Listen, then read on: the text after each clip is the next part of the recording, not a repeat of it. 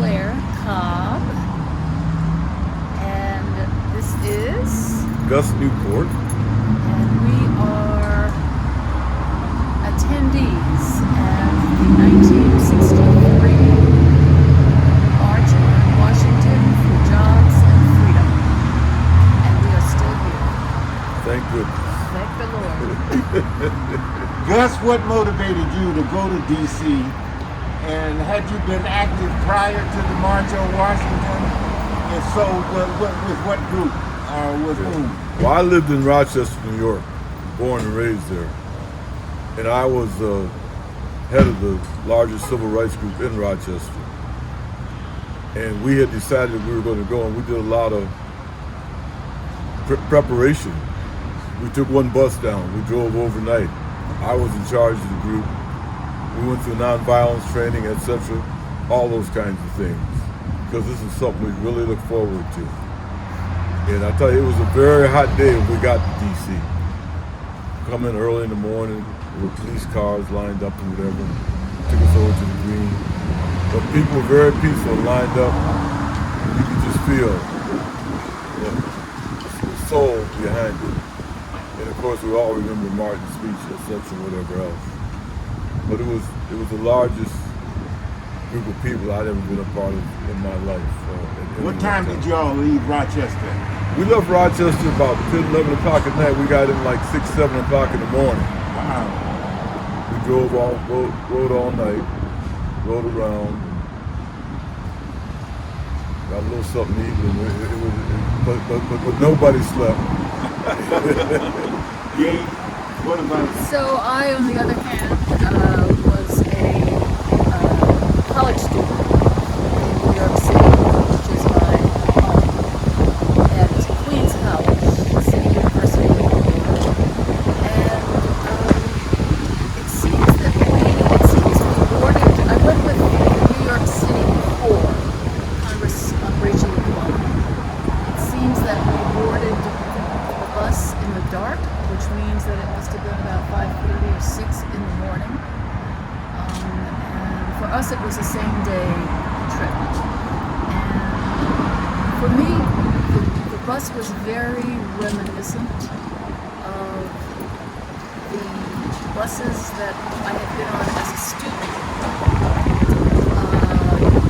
from New York City down 40 down to the segregated South to integrate public accommodations. So my generation and my time was a part of that. Those were the freedom rides from New York City down through Maryland, down to D.C. Those were still segregated public facilities. So it was reminiscent. So buses have a special meaning to me, probably to us as well. Gus, what is your feeling about accomplishments of African Americans and what this country's gone through since '63? That's quite a question because, having been moving all my life practically, each time I thought that we'd accomplished something, but as I'm looking at police brutality and what's coming out of the White House right now, it's hard to say what we really accomplished. I do think that Martin Luther King was the most brilliant, amazing person I'd ever met, because the fact that he was able to stay in between SNCC, CORE, and all those organizations and keep peace in the house.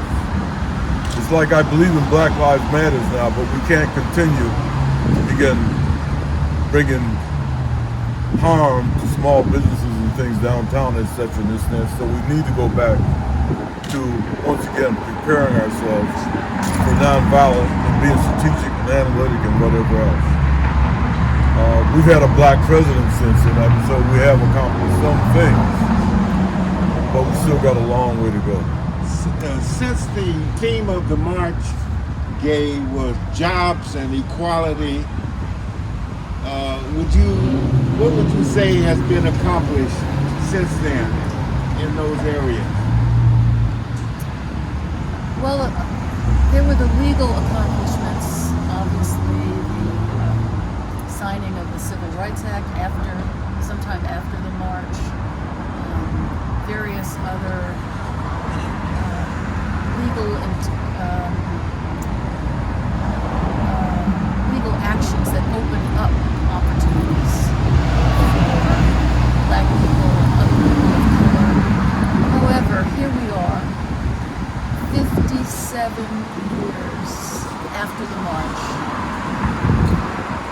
with the kind of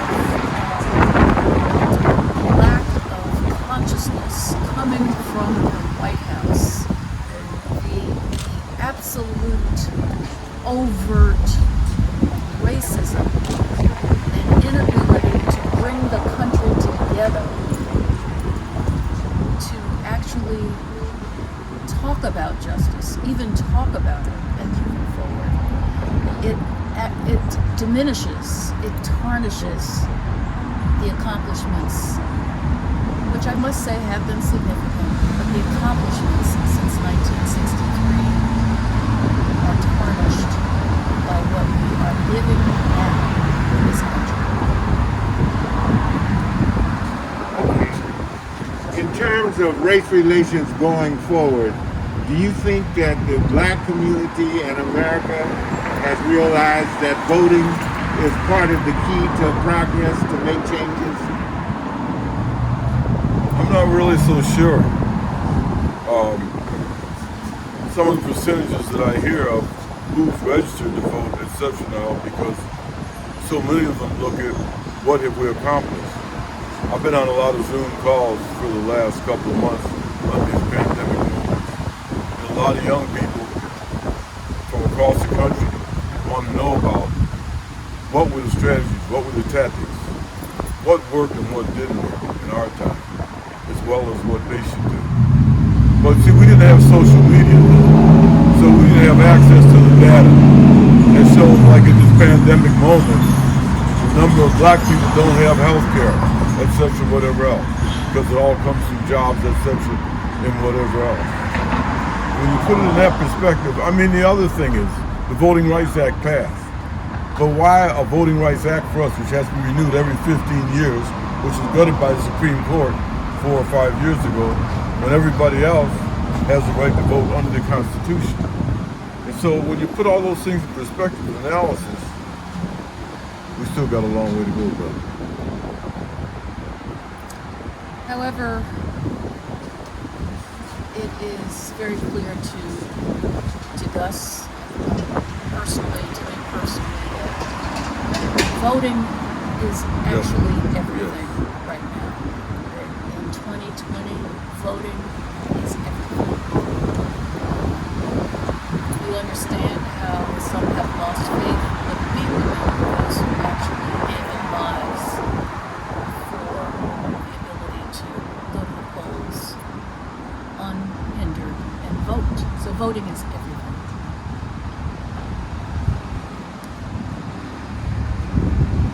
Both here in the city and throughout the country. I mean, we know we got to get Trump out of the White House. We got to clean up our police activity right here in Oakland and such and other things. That's happening all across the country. So voting is absolutely necessary. Right, especially in cities like Oakland, where you might not think that voting is all of that significant. It is very significant. The city operates, the leadership of the city operates based on votes, who voted. And I think we are seeing now the impact, some of the negative impacts of people not going to the polls in the numbers that they should have in the last election, and the one before that. Do you think Martin Luther King would be saying the same thing today that he said then? And with John Lewis, did you all remember John Lewis's speech at the March on Washington? What was your reaction then, as opposed to knowing him since now?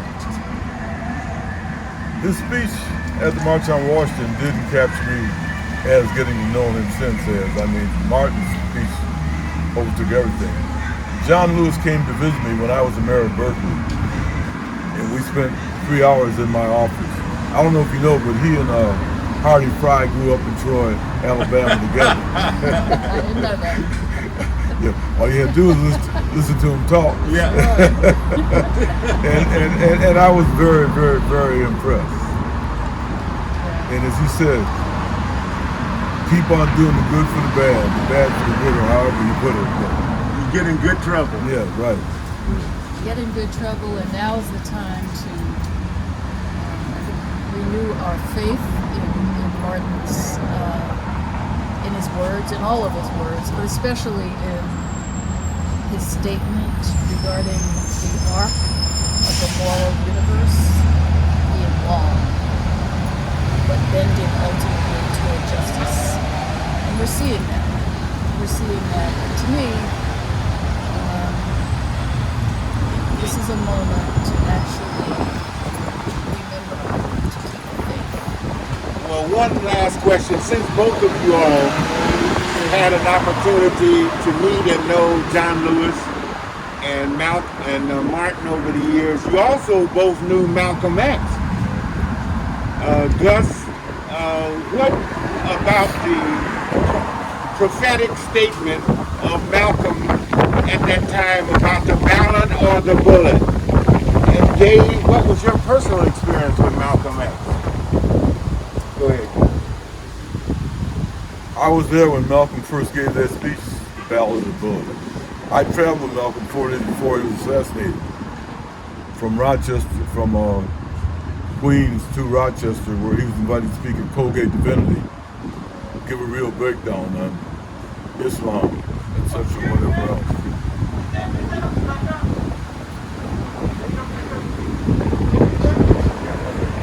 And I'll never forget, on the plane flying to Rochester, Malcolm looked me in the eye and he said, "Brother Gus, I'm a dead man." I said, "What are you talking about?" He said, "I know there's a hit out on my life." But he said, "I would never change who I am, what I've been, and we as a people have got to come together.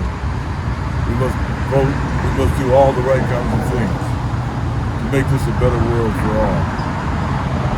I was with Martin on a couple of occasions, but I'm telling you, what those three men did, including John Lewis, is just above any and everything. I mean, we don't have that same kind of leadership right now.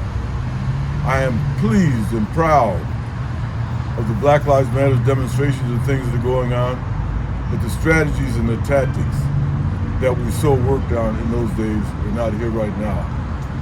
I hope, however, that we will get to that. Because as Gay says, we've got to vote, we've got to organize, we've got to have unanimous, and with that we shall overcome.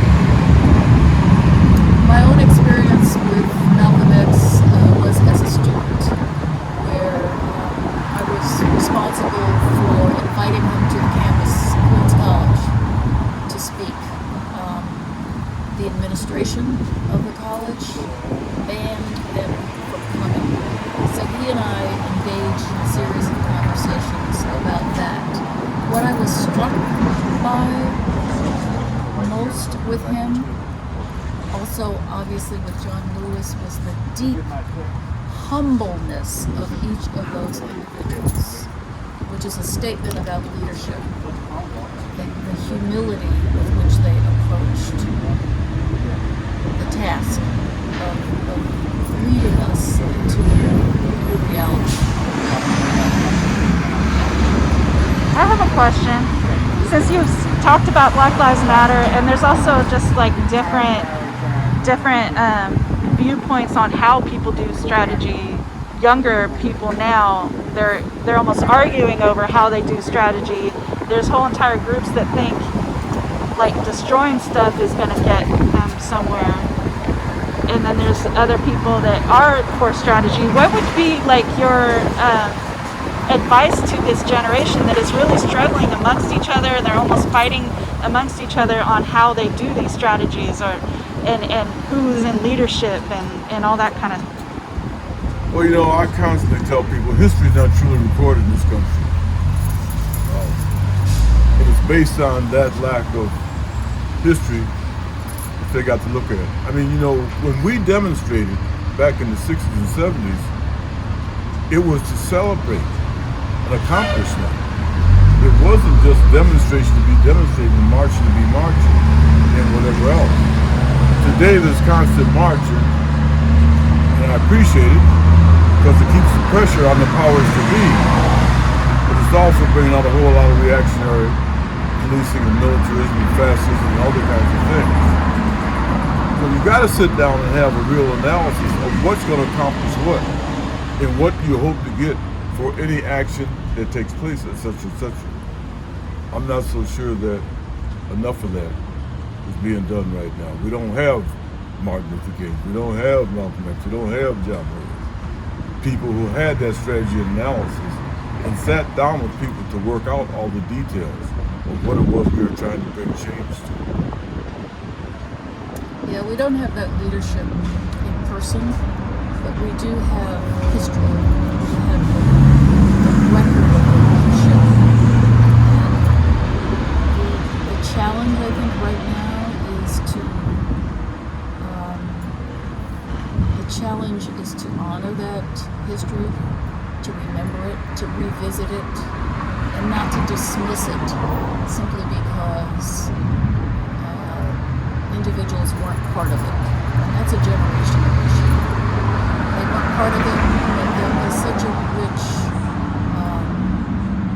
a rich history to look at and to learn from and to be challenged.